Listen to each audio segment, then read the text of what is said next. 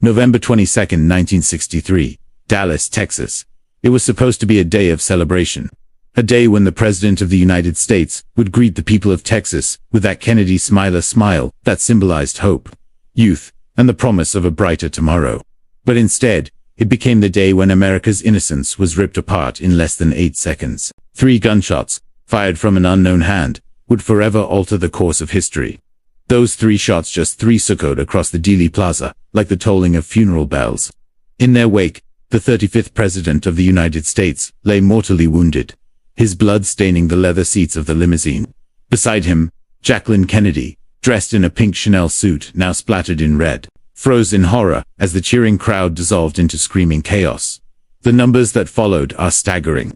More than 888 pages of testimony from the Warren Commission, over 10,000 witnesses interviewed, millions of dollars spent trying to untangle what happened in those few, excruciating seconds. And yet 60 years later, the truth still feels just out of reach. For every fact, there is a contradiction. For every answer, a darker question. Imagine the scene. The blue skies of Dallas, the open-top motorcade rolling slowly through the streets. The president waving as schoolchildren lifted homemade banners of welcome. And then the sound, sharp and alien, cutting through the air. Some said it was firecrackers. Others swore it was a motorcycle backfiring. But when the president's head snapped forward, when the First Lady's desperate hands reached toward him, the illusion of safety shattered instantly. It wasn't just the death of a president.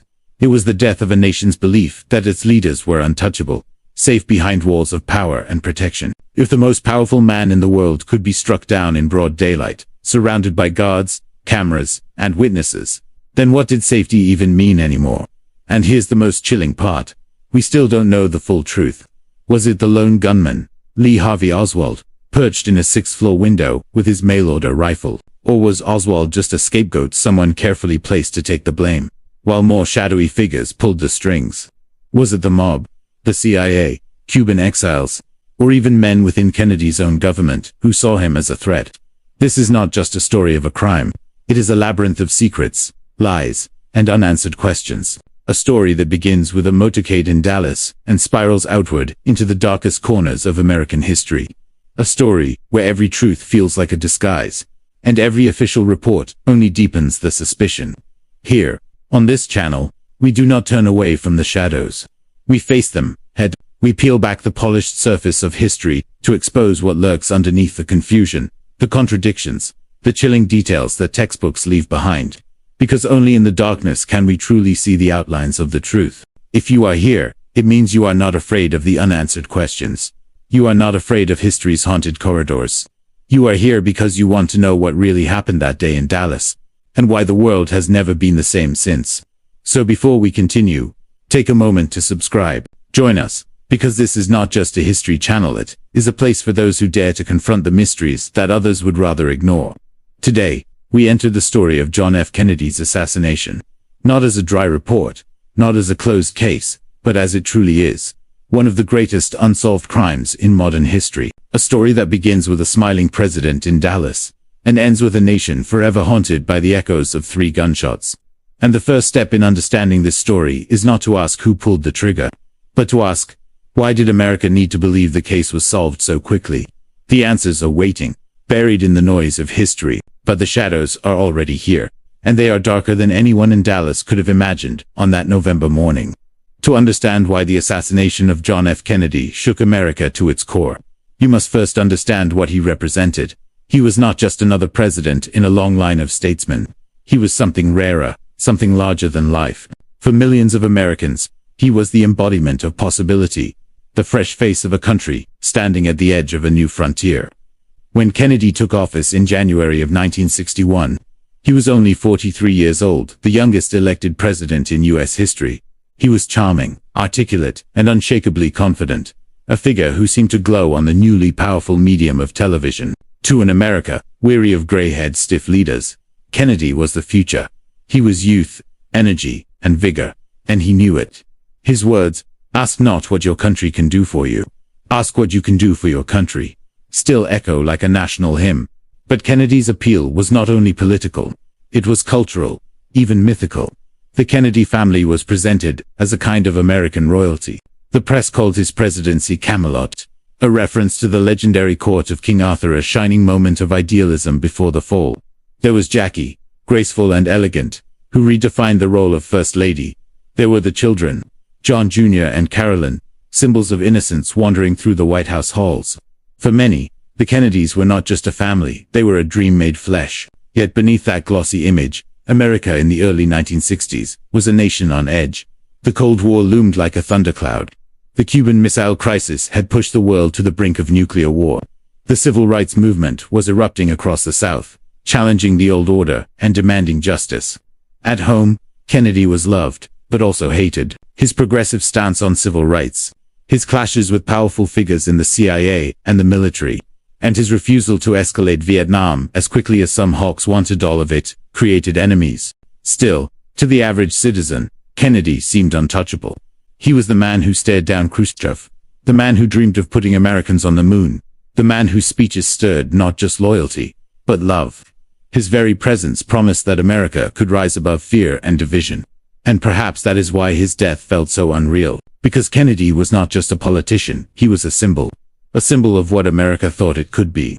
The bright, young president, waving from the limousine in Dallas, represented a story the country wanted to believe in, that the best days were ahead, that progress and optimism could conquer even the darkest challenges. When those shots rang out, it wasn't just Kennedy who was struck down, it was the dream itself. Suddenly, the shimmering image of Camelot cracked, and through it seeped the uglier truths of power, conspiracy, and mortality. What followed in the hours and days after his assassination was not just grief, it was disbelief. How could this man, this family, this story that seemed so carefully built, end so brutally, so publicly, on the streets of Dallas? The answer, of course, was not clear, and perhaps it never would be. But before the nightmare unfolded in Dealey Plaza, there was the sense of invincibility. That's why the fall was so hard, so shattering. Kennedy wasn't just a president.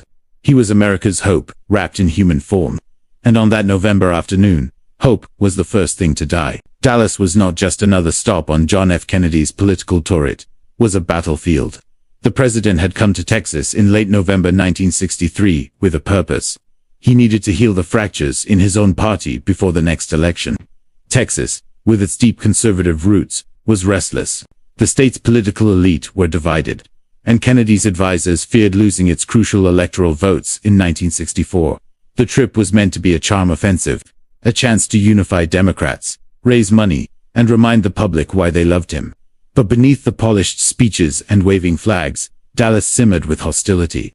This was a city where Kennedy's brand of liberal optimism clashed with bitter conservatism. For weeks before his arrival, there were whispers of trouble. Flyers appeared, printed in black and white, with Kennedy's face above the words "wanted for treason." In local newspapers, full-page ads accused the president of betraying the Constitution. Even the Dallas Morning News published a welcome to Kennedy that read more like a courtroom indictment than a greeting. It was no secret that Dallas was dangerous ground. Vice President Lyndon B. Johnson, a Texan himself, warned Kennedy about the political climate. Tensions in the city had already exploded in October, when UN Ambassador Adlai Stevenson was physically attacked after giving a speech. Yet Kennedy, ever confident, brushed off the concerns. He believed that meeting hostility with openness was the best weapon. He insisted on riding in an open-top limousine, so the people could see him clearly. No bubble, no shield of glass, just the president and his people. On the morning of November 22nd, Air Force One touched down at Love Field. The skies were bright, the air crisp. Crowds pressed forward as Kennedy and Jackie emerged, smiling, radiant. The First Lady's pink Chanel suit seemed almost designed for the cameras, every flash capturing her elegance. The motorcade formed, the limousine with the president and Jackie, Governor John Connally, and his wife Nellie seated ahead of them, Secret Service agents trailing closely. The parade route would take them through downtown Dallas, ending at the Trade Mart where Kennedy was scheduled to give a luncheon speech. As the motorcade rolled into the city, the mood shifted. Tens of thousands of people lined the streets, waving flags and banners, cheering wildly. The hostility seemed to evaporate in the presence of Kennedy himself. Dallas, for the moment, appeared to embrace him. Nellie Connally turned to the president and said with a smile, "Mr. President, you can't say Dallas doesn't love you." Those words would hang in the air like a cruel omen. The route was carefully chosen, but some questioned its odd turns. To reach the Trade Mart, The cars had to pass through Dealey Plaza, a triangular stretch of road flanked by tall buildings.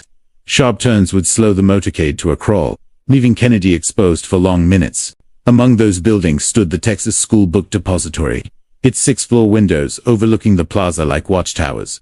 Was it poor planning, or was it something else? In hindsight, the route felt almost designed for a trap. Dealey Plaza itself was deceptively calm that day. Families gathered on the grassy knoll, children perched on shoulders, businessmen in dark suits leaned against fences. The air buzzed with excitement. Few noticed the figures watching from above. Few questioned why certain men lingered at the edge of the crowd, scanning not Kennedy, but the rooftops. By 12:30 p.m., the motorcade entered the plaza. The car slowed to make the sharp turn from Houston Street onto Elm. The limousine, now moving at barely 11 miles per hour, rolled directly beneath the 6th-floor windows of the book depository.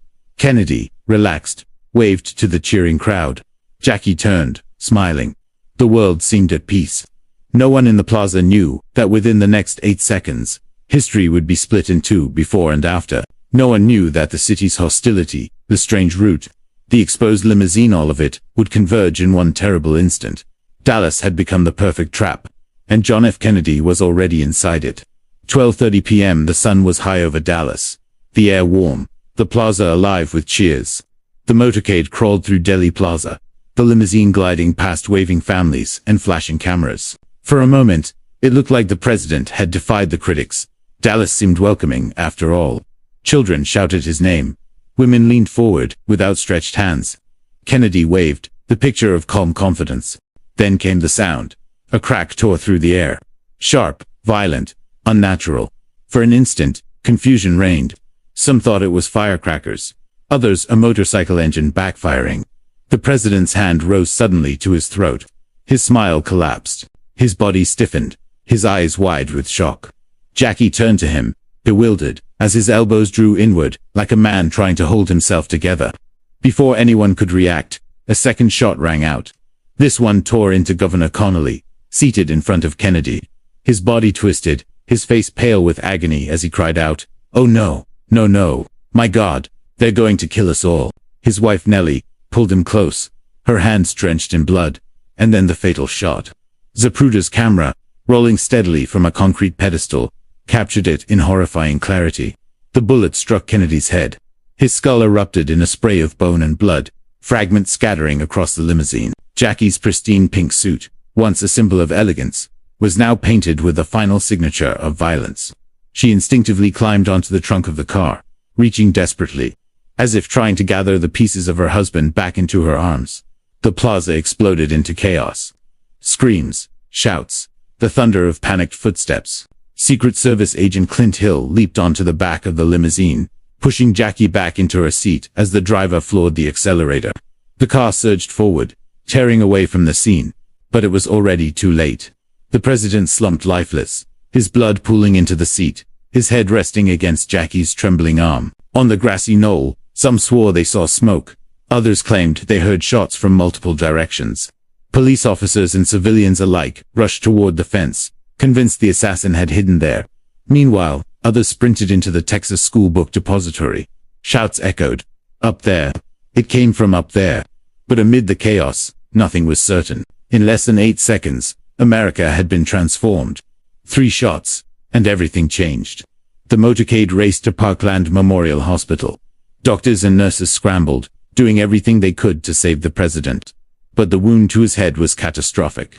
At 1 p.m., John Fitzgerald Kennedy, the 35th President of the United States, was pronounced dead. Word spread like wildfire. First to the reporters huddled outside the hospital, then through the wires of news agencies, and finally across radios and televisions nationwide.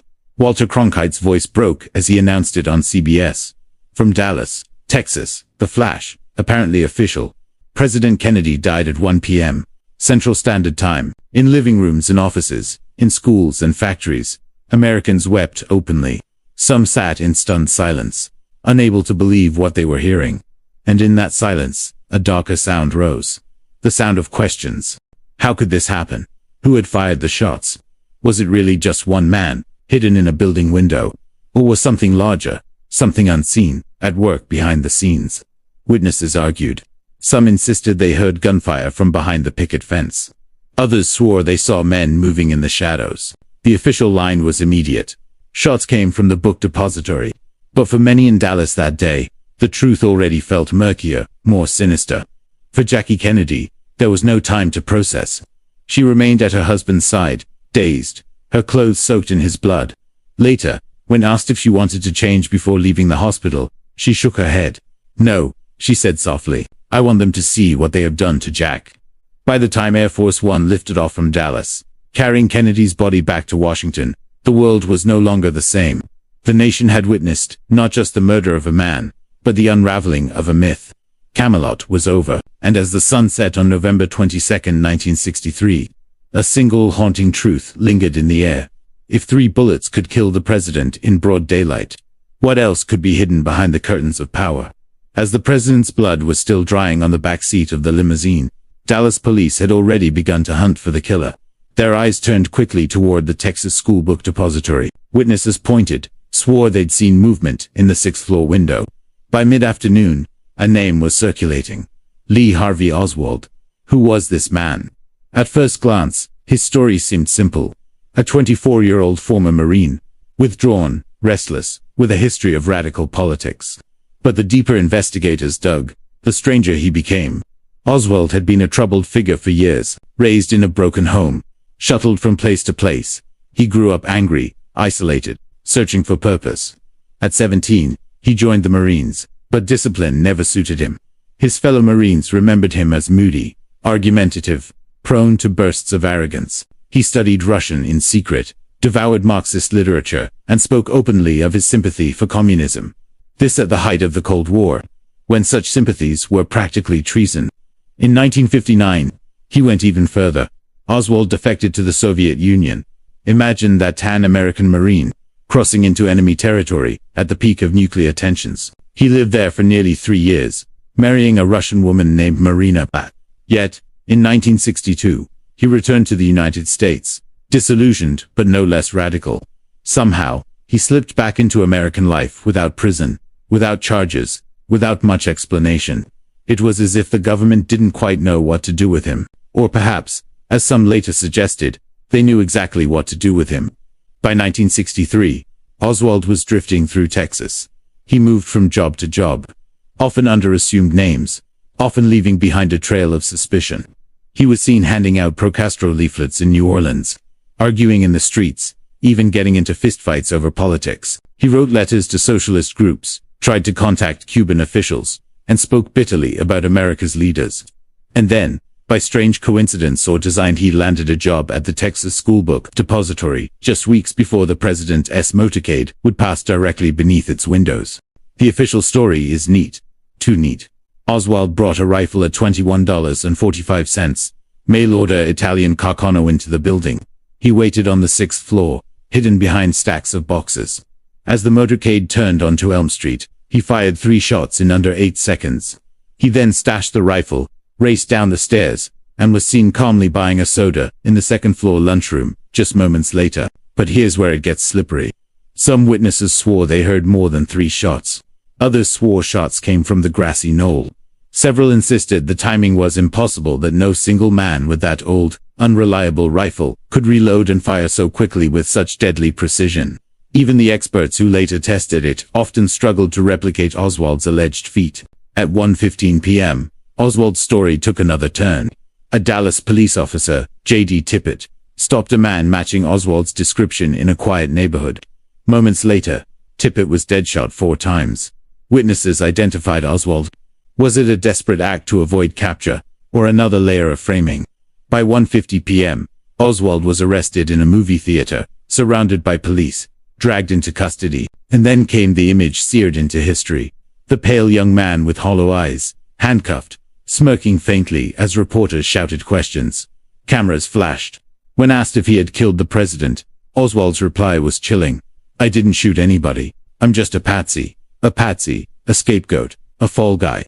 From that moment, suspicion bloomed. Was Oswald truly the lone assassin? A disaffected nobody who managed to kill the most powerful man in the world? Or was he exactly what he claimed, a man set up to take the blame, a piece on the chessboard moved by invisible hands? The official line was swift and certain. Oswald acted alone. But almost immediately, cracks began to appear. His strange journey to Russia and back, his contacts with both pro- and anti-Castro groups, his uncanny ability to slip through the cracks of intelligence agencies that should have been watching him. For many Americans, the story felt more like a performance an actor cast in the role of villain, because every tragedy demands one. But history was not finished with Oswald. Because within 48 hours, he too would be dead, and his death would throw the nation into an even deeper spiral of doubt. Lee Harvey Oswald didn't live long enough to stand trial. His silence was stolen before it could ever become testimony. 2 days after Kennedy's assassination, on the morning of November 24, 1963, Oswald was being transferred from the Dallas City Jail to the county jail. Reporters swarmed the basement, their cameras ready to capture the spectacle. America wanted answers, and here was the man accused of shattering the dream of Camelot, about to be paraded in front of the world. At 11:21 a.m., the moment arrived. Police led Oswald, handcuffed and wearing a thin sweater, into the underground garage. He looked nervous but defiant, his lips tight, his face pale under the harsh television lights. A sea of cameras clicked. Millions watched live on TV, and then suddenly, a man lunged forward from the crowd. A gun flashed. The deafening crack of a single bullet echoed through the garage. The round tore into Oswald's abdomen. His face twisted in agony, his knees buckled, and he collapsed instantly. Gasps and screams filled the air. Reporters froze in disbelief. Television viewers across the nation saw it live. The accused assassin of the president, himself assassinated, right before their eyes. The gunman was quickly swarmed, wrestled to the ground. His name, Jack Ruby. Ruby was no mysterious shadow. He was a well-known Dallas nightclub owner, a man with connections to the city's underworld. He ran strip clubs, dealt with shady characters, and had ties to organized crime. He was also known to the police. Many officers considered him a friend. He frequently brought them free drinks, food, even slipped them money. Ruby was everywhere in Dallas nightlife, always with a smile, always with his little dog by his side. So why did this man, seemingly harmless if eccentric, shoot Oswald in cold blood? Ruby claimed it was grief.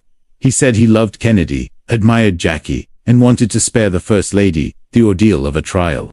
He insisted it was an impulsive act, not a calculated plot. But skeptics weren't convinced, because Ruby's actions looked less like passion and more like silencing. Oswald, after all, had declared himself a patsy. He had hinted at a larger conspiracy. He had connections in places most Americans could not imagine. And now, before he could reveal anything further, he was gone, his last breath taken in the same hospital where Kennedy had died just 2 days earlier. The timing was too perfect, too clean. Ruby had strolled into a police-controlled basement with a revolver, bypassing what should have been the tightest security in America. How? Was it luck, incompetence, or permission? And Ruby himself was no stranger to secrets. Investigators discovered he had ties to mobsters in Chicago and New Orleans. He was deep in gambling circles. And the mafia, at the time, had plenty of reasons to despise Kennedy. Bobby Kennedy, the president's brother and attorney general, had waged war against organized crime. Millions in revenue had been lost. Powerful men humiliated. The Kennedys had enemies everywhere, from Havana to Las Vegas, from Washington to Dallas. Ruby's act poured gasoline on the flames of conspiracy. If Oswald truly acted alone, why silence him? Why deny the world a trial? The official answer, a distraught nightclub owner, acting in grief, never sat well with the public. It felt rehearsed, too convenient, too staged. In the courtroom, Ruby's lawyers tried to paint him as mentally unstable, a man driven by sudden passion. But Ruby himself, in later years, hinted darkly that the truth was bigger than anyone imagined. Before his death in 1967, he claimed forces beyond his control had placed him in that basement, and that America would never truly know the real story of Kennedy's assassination. With Oswald dead, the case seemed closed and yet more open than ever. America was left with two bodies, two mysteries, and the growing suspicion that someone, somewhere, had carefully scripted this tragedy. The villain had been silenced, but the questions had only begun. When Lee Harvey Oswald died in a Dallas hospital bed, silenced by Jack Ruby's bullet, the United States government was left scrambling for answers. The president was dead. His alleged killer was dead. And the public was drowning in grief, suspicion, and rage. Someone had to take control of the narrative. Someone had to make sense of the senseless. Enter the Warren Commission. Formed just a week after the assassination, the commission was led by Chief Justice Earl Warren, the most respected jurist in America. Its mandate was simple: investigate the assassination of John F. Kennedy and present the truth to the American people. On paper, it was the government's noble attempt at transparency. In reality, it was a desperate bid to calm a nation teetering on the edge of paranoia. For 10 months, the commission worked feverishly. They interviewed more than 550 witnesses. They gathered thousands of documents. The final report stretched to 888 pages, and when it was released in September 1964, its conclusion was stark, absolute, and too many unbelievable. Lee Harvey Oswald acted alone. That was it. No conspiracy, no second gunman, no foreign power. One man, one rifle, 3 bullets. Case closed. But the cracks were visible, even in the ink. The most infamous was the so-called magic bullet theory. According to the commission, a single bullet commission, Exhibit 399, entered Kennedy's back, exited through his throat, struck Governor Connally in the back, shattered a rib, exited his chest, tore through his wrist, and finally lodged in his thigh. 7 wounds, 1 bullet. And when the bullet was recovered, it appeared almost pristine, barely deformed, as if it had never struck flesh or bone at all. To critics, this was absurd. Cartoonists mocked it. Journalists sneered. Ordinary Americans shook their heads. Could a single bullet really perform such acrobatics? Or was this the commission bending physics itself to fit a tidy narrative? Other problems loomed. Witness testimony conflicted. Some swore they heard shots from the grassy knoll, not the book depository. Some described smoke, movement, even gunmen behind the fence. Others claimed more than 3 shots were fired, which directly contradicted the commission's findings. The Zapruder film, though withheld from the public for years, clearly showed Kennedy's head snapping back, suggesting a shot from the front. How did that fit into the lone gunman theory? The commission brushed these contradictions aside, insisting eyewitnesses were confused, traumatized, unreliable. But instead of calming the public, their dismissal stoked suspicion. Because if even one witness was right, then the government's official version collapsed. And then there was the issue of intelligence. Oswald had lived in the Soviet Union. He had openly flirted with Cuban sympathizers. He had been watched by the FBI and the CIA, yet somehow slipped through their fingers. The Warren Commission insisted these were oversights, bureaucratic failures. But for many, it reeked of something darker, a cover-up. Behind closed doors, even some members of the commission were uneasy. Senator Richard Russell, a Southern conservative on the panel, later admitted he didn't believe the magic bullet theory. Others privately questioned whether Oswald truly acted alone. But in the end, they signed the report anyway. Why? Perhaps pressure. Perhaps fear of what the truth would unleash. Perhaps loyalty to stability over chaos. The Warren Commission was meant to bring closure. Instead, it birthed a monster. The culture of suspicion that would haunt America for decades. Because the more the report insisted on certainty, the more the public smelled doubt. By the time the final pages were printed, one question lingered in every American mind. If the government had to bend reality this far to tell us what happened, what else were they hiding? The Warren Commission had barely inked its signatures when the cracks in its story began to split wide open. For many Americans, the neat conclusion, Oswald acted alone, was not a bomb, but a provocation. It felt rushed, polished, too convenient. And in that vacuum of trust, something else took root. Suspicion. Suspicion that metastasized into hundreds of theories, each darker and more elaborate than the last. The first and most enduring was the grassy knoll theory. In Dealey Plaza, dozens of witnesses had sworn they heard shots from the front, not the rear. Some claimed to see a puff of smoke, others glimpsed men lurking behind the fence. Even police officers rushed toward the knoll moments after the gunfire. The Zapruder film, when studied frame by frame, seemed to support them. Kennedy's head snapping back, as if struck from the front. If true, then Oswald couldn't have been the lone gunman. There had to be at least one more shooter. From there, the theory spread like wildfire. Some pointed to the CIA. Kennedy had made enemies within his own intelligence community after the disastrous Bay of Pigs invasion and his growing reluctance to escalate in Vietnam. Was the president eliminated by the very agency sworn to protect him? A rogue faction, perhaps, believing Kennedy was too soft, too dangerous to America's survival in the Cold War. Others looked to the mafia. The Kennedy brothers had cracked down on organized crime harder than any administration before them. Bobby Kennedy, in particular, had humiliated mob bosses on national television. Some whispered that the mob, furious at losing millions in illicit revenue, had decided to strike back, not just at Bobby, but at the head of the family itself. Ruby's connections to the underworld only deepened the suspicion. And then there were the Cubans. After the Bay of Pigs fiasco, anti-Castro exiles blamed Kennedy for betraying their cause. At the same time, pro-Castro forces in Havana had reason to despise him for his constant attempts to topple their leader. Could Fidel Castro himself have orchestrated a strike against the man who had tried to assassinate him multiple times? Others dared to whisper an even darker possibility. Lyndon B. Johnson, the vice president, who stood to gain the presidency, was known for his ruthless ambition. Texas was his territory, his network of power. Was it possible that Johnson, desperate for control, had looked the other way, or worse? It sounded outrageous. But for those already drowning in mistrust, nothing seemed impossible anymore. By the late 1960s, a new force fanned the flames. The media, books, articles, documentaries. Each one questioned the official version. Each one added fuel. Mark Lane's rush to judgment tore into the Warren Commission. Later, the 1979 House Select Committee on Assassinations concluded there was probably a conspiracy, though it could not prove who was behind it. The effect was electric. The government itself now admitted the possibility of multiple shooters, and once the seed of conspiracy was planted, it never stopped growing. Some theories bordered on the surreal, shadowy cabals, international bankers, even secret societies blamed for orchestrating the murder.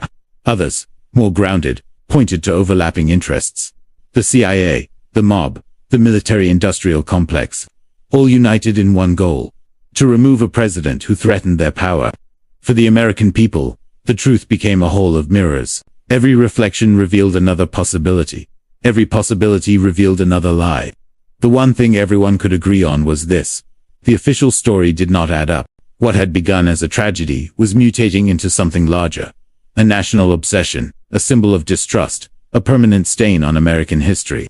And with every passing year, the question only grew louder, more haunting. If Oswald wasn't alone, then who killed John F. Kennedy? And more importantly, why? In the chaos of Dealey Plaza, amid the screaming crowds and the frantic search for the shooter, one man quietly captured what would become the most studied piece of film in history. His name was Abraham Zapruder, a 58-year-old clothing manufacturer who had brought his Bell & Powell home movie camera to record the president's motorcade for posterity. He climbed onto a concrete pedestal overlooking Elm Street, steadied his camera, and pressed the trigger as the limousine turned the corner. What he recorded was 26 seconds long, just over 480 frames. But those frames contained the death of a president, and many would argue, the birth of America's modern conspiracy culture. The film begins innocently, the motorcade gliding into the plaza, Kennedy smiling, Jackie beside him, radiant in her pink suit. The crowd waves, cheers, a moment of joy frozen in celluloid. Then, at frame 210, Kennedy raises his hands to his throat, stricken. Connolly twists in pain. And then, the infamous frame 313, the headshot. The president's skull explodes in a spray of blood and bone. Jackie recoils in horror, climbing toward the back of the car as if to pull her husband back from the void. Clint Hill leaps aboard, shoving her down as the limousine accelerates.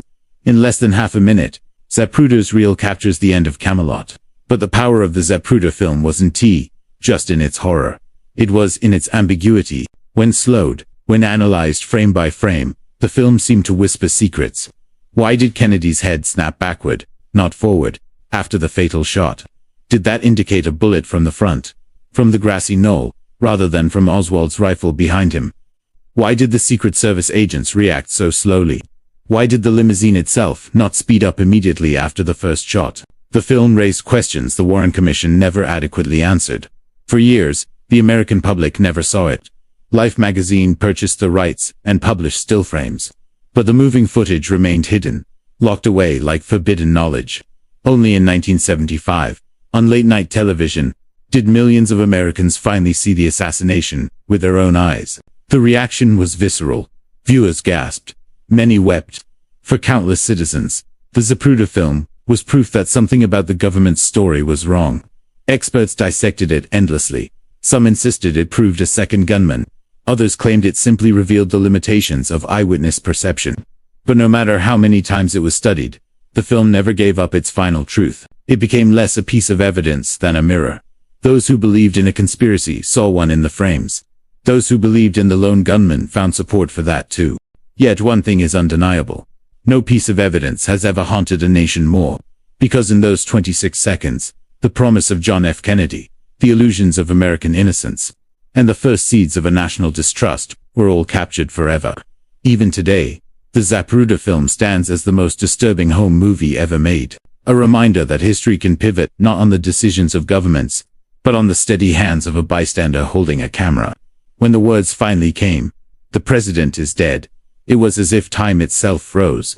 Across America, radios fell silent, televisions flickered with grim faces, and a stunned stillness spread from living rooms to factories, from schools to city streets. People cried openly in offices. Teachers wept at their desks. Children were sent home early, confused by the adults around them, collapsing in tears. The United States, for the first time since Pearl Harbor, felt not just grief, but shock so deep it defied words. In Washington, the grief became ritual. At Andrews Air Force Base, Jacqueline Kennedy stepped off Air Force One, still in her blood-stained pink suit. She refused to change her clothes, whispering, "I want them to see what they did to Jack."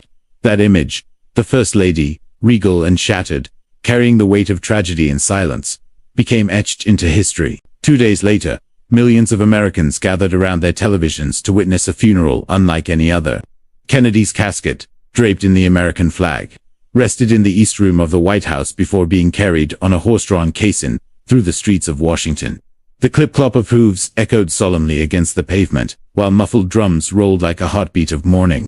World leaders came: Charles de Gaulle, Haile Selassie, dignitaries from every corner of the globe. They marched side by side behind the coffin, a haunting procession of humanity's most powerful men united in grief. And then there was Jackie, in black veil, walking with grace that seemed almost superhuman, her hand clutching her children's. Little Caroline held her mother's arm, and 3-year-old John Jr., in the moment that would break America's heart forever, raised his tiny hand in salute as his father's coffin passed by. That image, captured by photographers, became more than a symbol of mourning. It became a wound, a national scar. The son saluting his dead father was innocence, saluting loss, the next generation acknowledging the void left behind. But beneath the grief lay something darker: fear. Kennedy had embodied hope, youth, vigor, and now he was gone. What would follow? Who could protect the nation when even its president was not safe in broad daylight? The Cold War loomed. Nuclear annihilation hung over every home. And now, even the promise of Camelot had been shattered on live television. For many Americans, Kennedy's assassination wasn't just a personal loss. It was the death of an era. The early 60s had been marked by optimism, space exploration, civil rights, a belief in progress. But after Dallas, the shadows crept in. Distrust of government grew. Violence began to feel inevitable. The 1960s would unravel in riots, assassinations, and wars. But it all began with 3 shots in Delhi Plaza. In every city, candlelight vigils filled the night. Strangers embraced in the streets. Newspapers sold out as people clung to every detail, trying to make sense of the senseless. Yet sense never came. Instead, only the silence of grief remained. Kennedy was buried at Arlington National Cemetery, the eternal flame lit by Jackie's own hand. It still burns today, a reminder not just of a man, but of a moment when America itself felt mortal. A nation in mourning had lost more than a leader. It had lost its innocence. The mourning passed, but the questions never did. From the moment Kennedy's casket was lowered into the ground at Arlington, America entered a new era, not just of grief, but of distrust. What the Warren Commission tried to seal as truth soon unraveled into a legacy of doubt, a national obsession that would stalk the United States for decades. By the 1970s, cracks in the official story widened. Journalists, historians, and ordinary citizens pored over witness statements, photographs, and the Zapruder film, each convinced they had found the missing piece. And then came Watergate, a revelation that the government could, and would, lie to its own people. Suddenly, the idea that the truth about Kennedy's death had been hidden didn't feel paranoid. It felt plausible. In 1979, the House Select Committee on Assassinations delivered a bombshell. They concluded Kennedy was probably assassinated as the result of a conspiracy. They believed a second gunman had fired from the grassy knoll, though they could not identify who. It was the first time an official body broke ranks with the lone gunman narrative. But instead of offering clarity, it deepened the fog. If even Congress admitted the possibility of conspiracy, then what else had been concealed? Declassified documents added fuel. CIA files revealed the agency had plotted to assassinate Fidel Castro multiple times. FBI reports showed Oswald was under surveillance before Dallas. His name in their files long before the motorcade turned down Elm Street. Yet somehow, no one had stopped him. Was that incompetence or intent? Hollywood joined the chorus. Films like Executive Action and later Oliver Stone's JFK seared conspiracy into the popular imagination. Stone's film, in particular, was a cultural earthquake. His portrait of shadowy cabals, military-industrial profiteers, and deep state manipulation electrified audiences. People left theaters convinced that the truth was still buried, locked away in classified vaults. The film even pressured Congress to pass the JFK Records Act of 1992, forcing the release of thousands of documents, though many remain redacted or withheld even today. And the doubts refuse to die. Poll after poll reveals that a majority of Americans believe Oswald did not act alone. Some are convinced of CIA involvement, others point to the mafia, to Cuban exiles, to rogue elements of the government, even to Vice President Johnson himself. The theories differ, but the distrust is the same. The official story no longer holds sway. That is Kennedy's other legacy. Not just the speeches about new frontiers, not just the vision of reaching the moon, not just the dream of civil rights. His death planted in America's soul a seed of suspicion. A belief that behind the curtain of democracy, darker powers lurk. That the truth, no matter how many documents are declassified, may never truly be known. Today, more than 60 years later, the echoes still ring. From Vietnam to Watergate, from the Iran-Contra scandal to 9/11s, and even into the modern world of leaked intelligence and government secrecy. The Kennedy assassination is the ghost story that never left. It taught Americans to question, to doubt, to suspect, not just their leaders, but the very systems built to protect them. The shot that killed John F. Kennedy may have silenced a man, but it gave birth to an era where trust was fractured, and where history itself became suspect. More than 60 years have passed since those 3 shots shattered the November air in Dallas. Presidents have come and gone. The world has changed. The Cold War has ended. But the shadow of John F. Kennedy's assassination has never lifted. It lingers, a ghost haunting the American psyche, a question whispered in classrooms, coffee shops, and late-night conversations. Who really killed JFK? Every generation rediscovers the story. They watch the Zapruder film with fresh eyes, pore over declassified documents, debate the angles, the timing, the motives. And every generation walks away with the same conclusion. The case is not closed. The government says it is. The Warren Commission said it was. But the doubt refuses to die. And perhaps that is the most chilling truth of all. Maybe it isn't just about who pulled the trigger. Maybe it's about what the assassination represents.